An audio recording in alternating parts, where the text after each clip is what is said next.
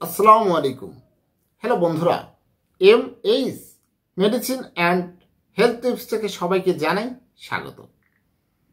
আজকে আপনাদের জানাবো ডাবের পানি খাওয়ার উপকারিতা বা এর বিস্তারিত গুণাগুণ নিয়ে আলোচনা করব।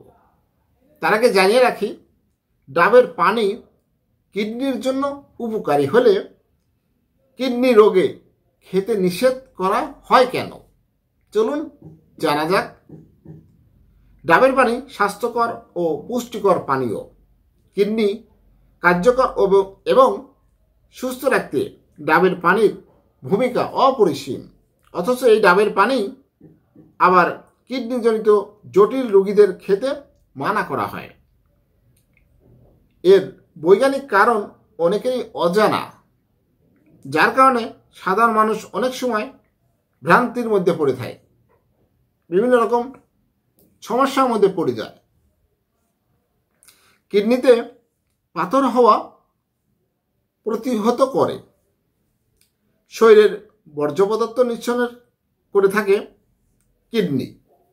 ডাবের পানি কিডনির মাধ্যমে শরীরের অতিরিক্ত খনিজ লবণ যেমন পটাশিয়াম সাইট্রেট বের করে দেয়, যার ফলে এসব পদার্থ জমে কিডনিতে পাথর হতে পারে না। কিডনির রক্ত চলাচলে প্রভাব। ডাবের পানিতে প্রচুর পরিমাণে পটাশিয়াম থাকে, যা কিডনির রক্ত চলাচল বৃদ্ধি করে কিডনিকে কার্যকর এবং সুস্থ রাখে।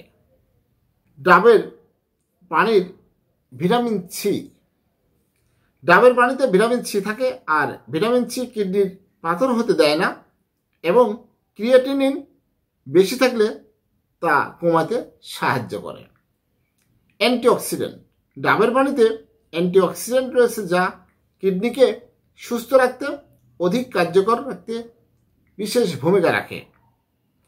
কিডনিজনিত জটিলতা থাকলে, কিডনিজনিত জটিলতা রোগে যারা ভুগছেন তারা ডাবের পানি খাওয়া থেকে বিরত থাকবেন।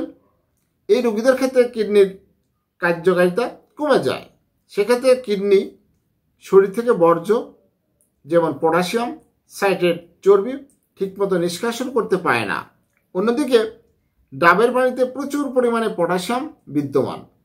কিডনিজনিত জটিল রোগের আক্রান্ত রোগীদের ক্ষেত্রে রক্তে পটাশিয়াম বাড়তি সমস্যা হয়ে দেখা দিতে পারে। শরীরে অতিরিক্ত পটাশিয়ামের কারণে হৃদস্পন্দন বন্ধ হয়ে রোগীর মৃত্যু পর্যন্ত হতে পারে।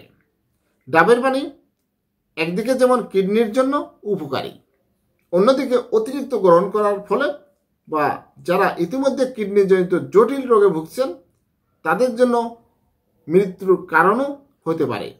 তাই ডাবের পানি পানের ক্ষেত্রে সর্বোচ্চ সতর্কতা অবলম্বন করা উচিত। হ্যালো বন্ধুরা, একটি বিষয় মনে রাখা উচিত, যে কোনো জিনিসেরই উপকারিতা অপকারিতা রয়েছে। তাই আমাদের খাওয়ার আগে, যে কোনো রোগ হতেই পারে, খাওয়ার আগে অবশ্যই বিশেষজ্ঞ ডাক্তারের পরামর্শ নেবেন, তার মতামত নিয়ে চলবেন, জীবন ধন্য হবে।